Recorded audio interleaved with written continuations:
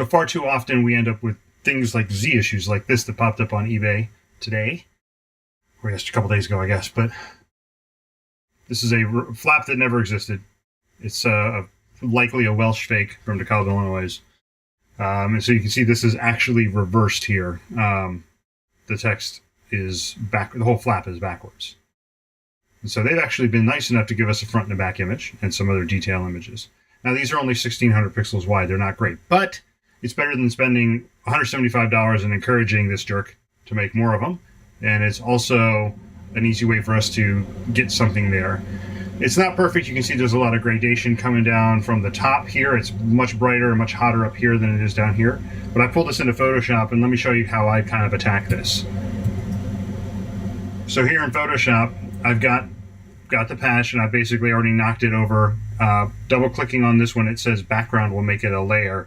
So now, when I remove part of this, instead of just turning it to the background color, it actually just makes it transparent. It's not there. So I've got you get the magic wand and the quick selection brush, like the magic brush. And so I've taken the magic brush, and I'm going to go ahead and just start grabbing this. We have really good definition here between the yellow and the yellow of the flap, and the holding down shift will keep adding that in, and the white of the background. By the way, switching this to option, you can see there it goes. Plus is that holding down option removes this part of the selection. So I'm going to come in here and kind of paint really carefully. I got to bring that back in. We'll come down here and we'll keep grabbing some of this stuff. This is going to be a little harder to do because it's closer in the computer's mind as far as value goes. They're both darker. But we'll just kind of keep working this until we get a pretty good knockout. And I have the benefit here, I'm using a pen tablet, which does make this a lot easier.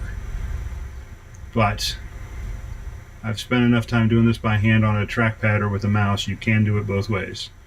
It just takes a little more patience when you're using the mouse. So the other things you're seeing here too is, this goes right to the edge down here. We're not going to get a perfect thing. We're going to have to fake some of this, and we'll probably have to do a little bit of painting just to get it to look right. And that's okay. So what I'm going to do now is I'm going to go down here and create a mask. Instead of making something permanent, I'm going to use something temporary because I can control the edge here. Whoa, that's funky. Not what you wanted, right? So we need to invert the mask. So with the bounding corners here, we can go under...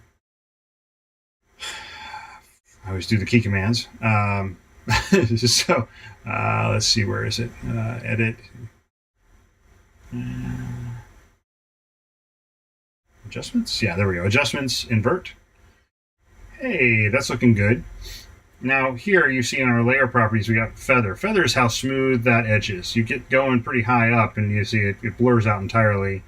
Bringing it in 24, we normally, when we're working at our full res of 600 dpi, do about 15. So this being much smaller, we're going to drop it down to 5. And we still get pretty fuzzy here. So I'm going to take this even down to like 3.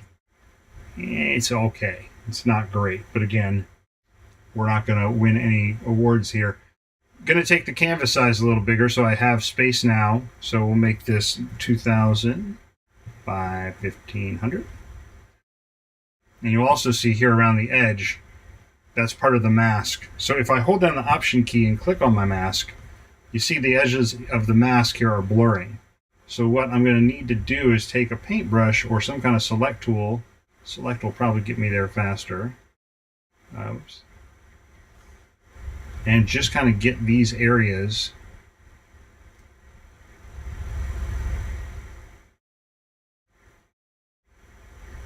you can always adjust this. That's a great thing about using layer masks. All right, so now I've selected that. I'm going to go to Layer, Fill, if I can find it. Maybe it's Modify Fill. Nope. This is the problem when you run all the key commands a decade earlier and then don't remember where they are in the menus. So, where is it? Edit Fill? There we go, Edit Fill. And I want that to be not content aware, but my foreground color over here is black, so I want to make that, fill that with black.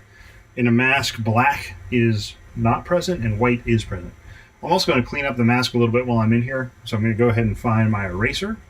And I'm going to make that a lot smaller. Come in here and just catch the stuff that we didn't get perfect in our magic wand work. And just paint that out real quick.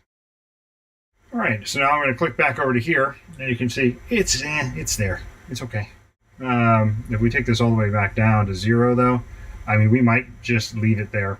It's not, the feather doesn't really make it look better and kind of makes it look worse, especially along the edges here. Something you can do is make a solid color that's really, really different. And we're going to put that underneath. And that's going to help us see where we, now, it's hard to see without that, what's going on here on the edge. But once we kick this in, very clear where our cleanup needs to happen. So let's go ahead and get back up in here. We're going to select our mask. We're going to choose a paintbrush. It's black because we want to take away, right? If I paint with black, it's going to take things out. And I'm going to get a much smaller paintbrush size here, down to like 25. Yeah, let's get close. And we'll zoom in here and kind of see what we've got. And just kind of start taking, eating away at this really gently. Trying to fake some stuff that doesn't exist there.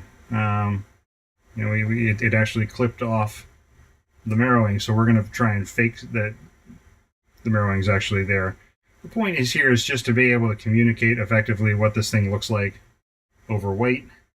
And remember, if you mess up with a mask, it's not permanent. So we just go and switch it to the paintbrush to white, and we can paint back what we were doing. So I'm just going down here really, really slowly, kind of intentionally going back and forth really fast, in place, which gives it a little more of a natural vibe. When we go to the diagonals, I'll show you a different trick to get an almost perfectly straight line between 2 points. Well, it is a perfectly straight line as far as Photoshop's concerned. So we're just kind of taking out some of this white and this couch that's left over. See that 8 in right there? So we're going to go ahead and come back with the white. Boom. And this right here, people, is why I like scanning over photography. Because you don't end up... You can see all this grain and all this dirt, all this noise. When you scan it high res, you don't get that. So now we're going to fake the tip here because it's not going to exist. So we're just going to get in there and kind of smooth it out a little bit.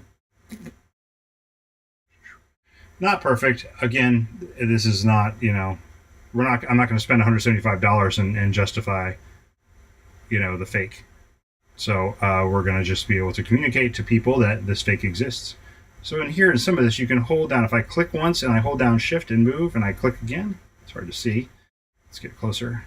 Makes a very straight line. That can help when you're trying to get in there and get something that is straight to represent the patch better. And the fun stuff with pen tablets is that they're what we call pressure sensitive. So the harder I push down, the softer this edge gets on my paintbrush. So I'm being very light and it's giving me a very fine edge, like here, like I'll show you in here. Like that's pretty straight, but if I get down bigger, you see the more I push down, the more I get. So being very gentle and trying to do this. And I know some people are like, this is too tedious. Yeah, well, you want to go buy that flap and scan it for me. That's awesome. Great, more power to you. But until then, this is a much better use of my time and my money. And I've been doing this for 20 years, so this is not also something I can do relatively quickly. But again, this is not ideal. We got a lot of noise in this photograph. So if this was not a fake, I'd actually want us to get a better scan of it. And again, if somebody's got this puppy, feel free to share. We would love you. We love you anyway, but we'd love you a little more. So, you could spend all day on this trying to get super perfect, but the reality is that's better. This is still pretty ugly, but I'm not going to solve world hunger here. So now go ahead and I'm going to make our standard size for our flaps, which is 3200 by 1600 pixels, and it's going to be 72 pixels an inch, and it's going to be RGB color. So I was doing some print work earlier. So there we have that, and now I'm going to go ahead and I'm going to drag this whole layer over. You can flatten it down, but you see, so that's how much smaller it is. So now we're going to transform this. Oops, let me show you where that is.